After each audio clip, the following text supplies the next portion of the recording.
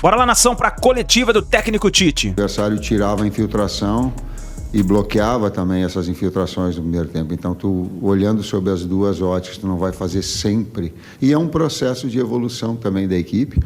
Nesse último terço, nesse terço final, na jogada de combinação, do cruzamento, da melhor escolha, da finalização também.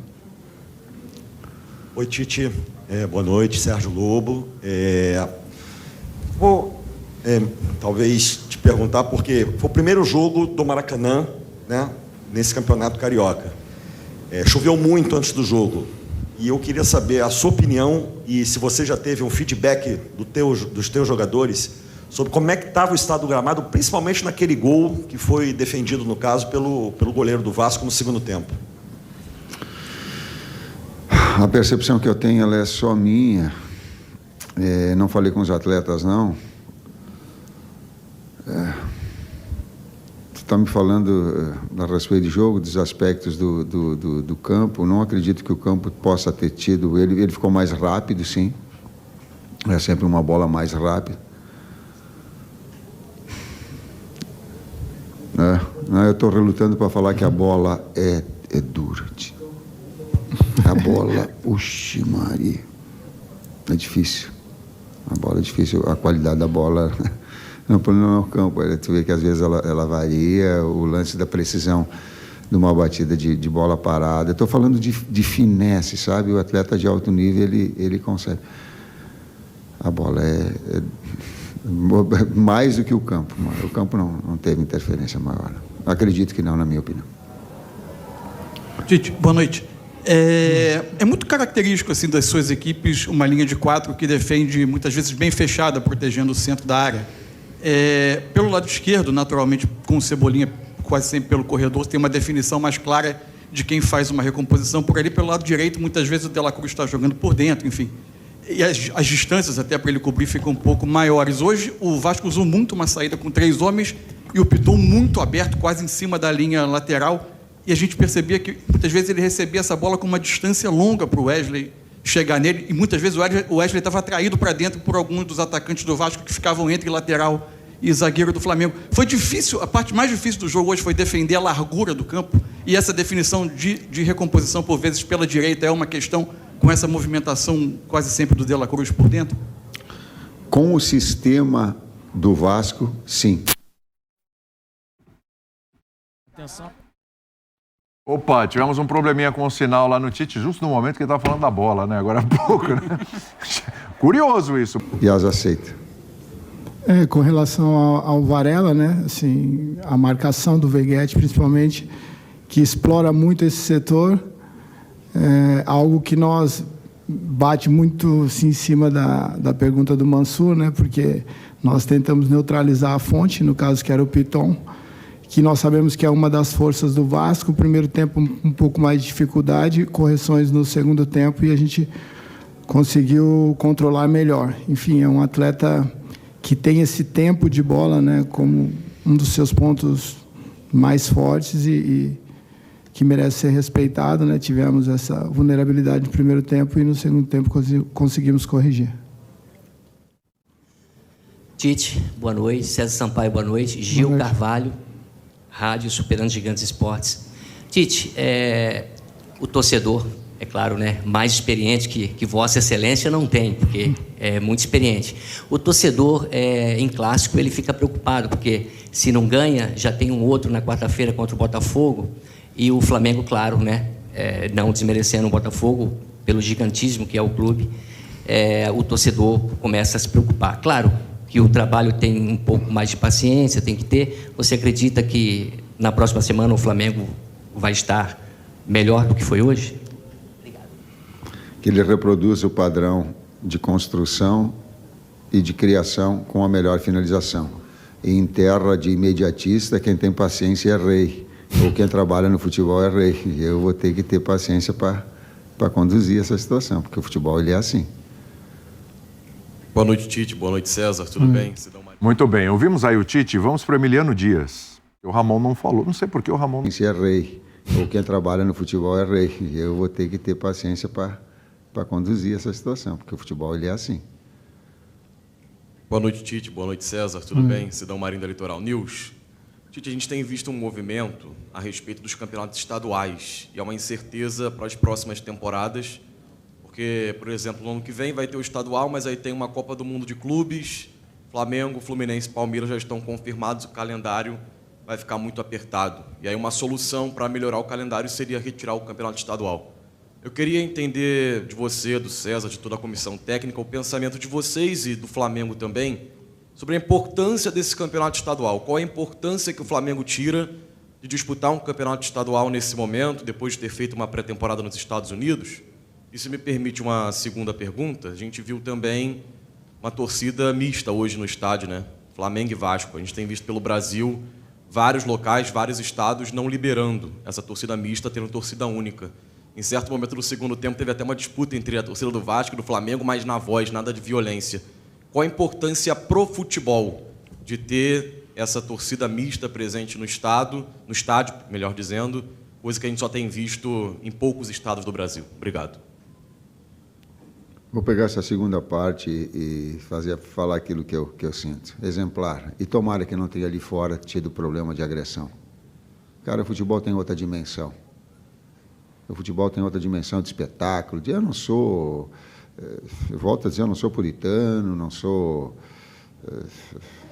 Não. Eu só tento conduzir as coisas naquilo que eu acredito, no caminho daquilo que eu acredito ser o bem. Tem que ser assim, cara. Que bonito espetáculo das duas torcidas. E que ali fora não esteja uma situação cordial. Claro que eu, enquanto técnico, eu carrego comigo uma responsabilidade de dizer assim, tomara que a equipe jogue bem, vença, porque eu quero ver o torcedor feliz.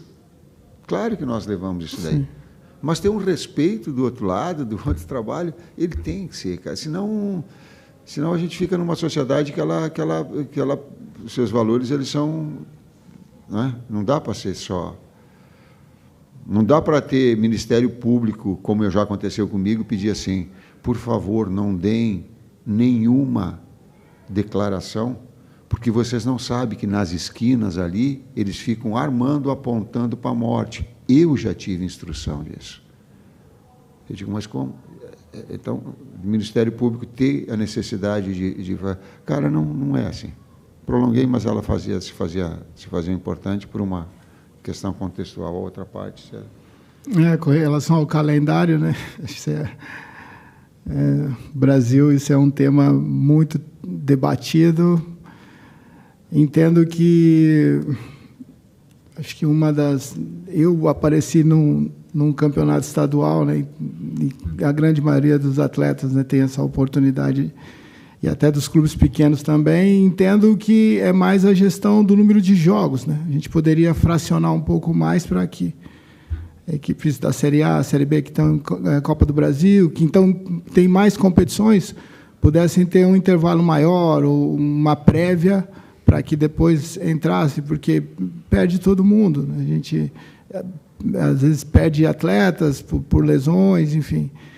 É um tema complexo para eu te responder 100% aqui, mas, sim, acho que diminuir o número de jogos de equipes que têm várias competições durante o ano poderia amenizar isso. Mas o brilho do estadual é algo que a gente tem que preservar, a oportunidade de jogadores de times intermediários aparecerem para o Brasil e para o mundo hoje, atletas, com essa conexão, atletas, né? Então, todos. Então, o charme, eu acho, dos estaduais a gente tem que preservar.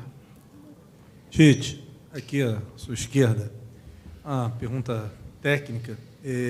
A ausência do Ayrton Lucas enfraqueceu o jogo do Cebolinha, na sua visão, por ele ficar um pouco isolado? E a segunda pergunta é a seguinte: vai ser uma tendência desse time do Flamengo, o De La Cruz jogando com a Arrascaeta um pouco mais pelo lado direito?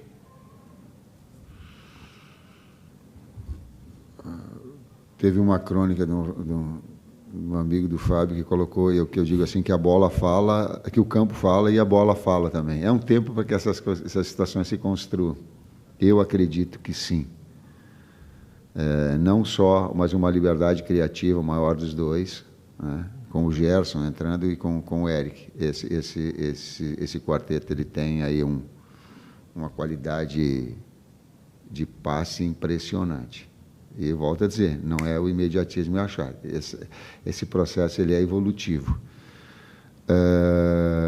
Por não ter perna esquerda, o Varela ela fica prejudicada uma ação mais rápida de passe pelo lado esquerdo. E é difícil para o Varela, é difícil pegar um cara destro e atravessar lados e tu ter, numa construção de 2-3 para nós, a mesma naturalidade. É difícil, né? Então, agora, que haveria uma fluidez maior, uma velocidade maior no acional externo, se tivesse um jogador de perna esquerda, ou que o Varela tivesse a perna esquerda, para largar o campo, sim. Tite, César Sampaio, Mauro Santana, do canal Mauro Santana.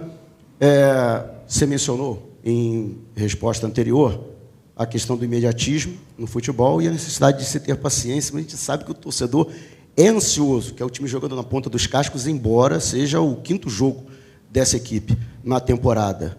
O quanto falta, na sua opinião, ainda para o Flamengo e a que altura você acredita que o time pode estar mais próximo daquilo que você quer? E, César, muitas críticas foram com relação ao que apontaram como falta de intensidade do Flamengo ao longo da partida. Até que ponto isso é fruto ainda de um trabalho em evolução de início de temporada e também até que ponto é do mérito também do adversário que talvez não tenha deixado o Flamengo jogar? Bom, intensidade é meio relativo para mim, né? É um termo um pouco relativo.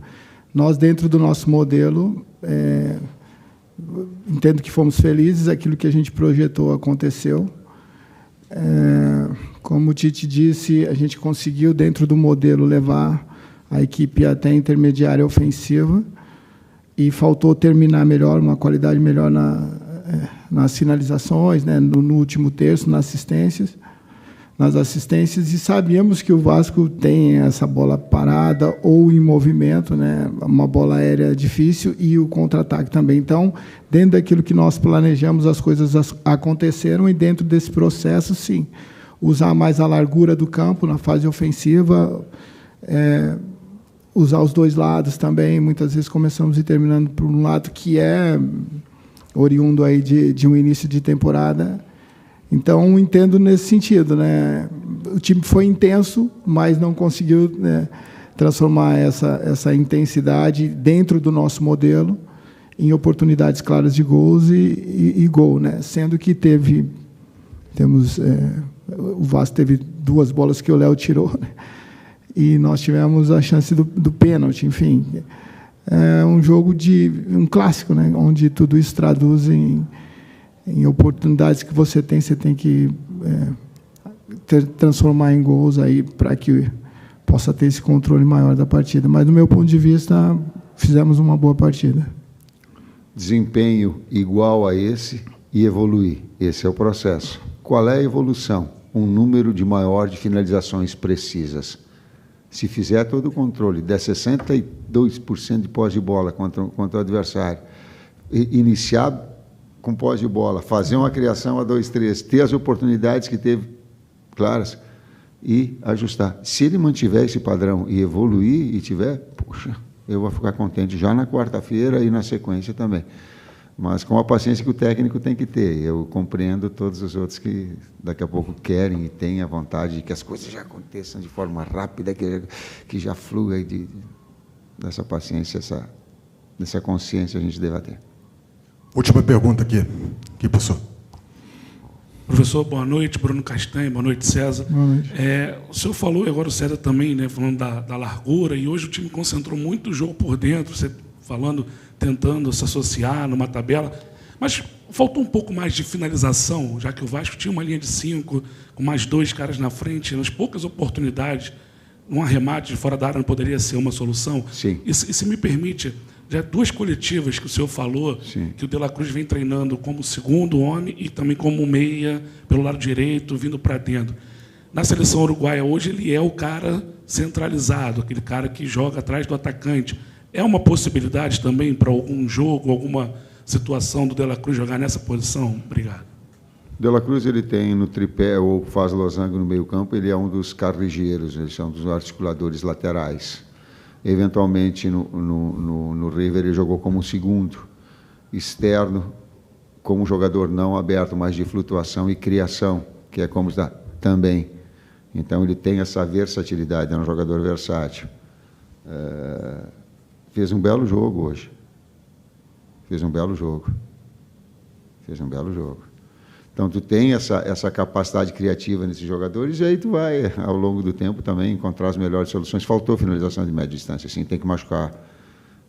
Machucar não é o termo, tem que finalizar com precisão, sim, quando abrir, se o adversário te tira infiltração com linha de 5, larga o pé de média distância. Sim, ela te tem que abrir essa foi uma das instruções do intervalo.